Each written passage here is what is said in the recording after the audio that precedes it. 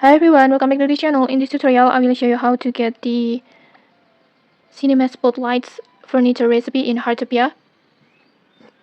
So in this spring season, Hearttopia has a dreamlike cinematic event that it has a battle pass that in here you can get many cool rewards, and one of them is cinema spotlight like this.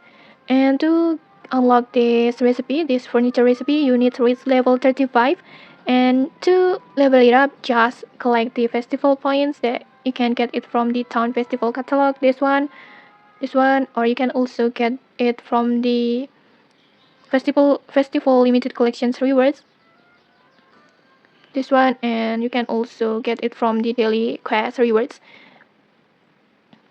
And after you reach level 35, you will get this cinema spotlight recipe, and it will automatically add it to your workbench, and you can just craft it from there.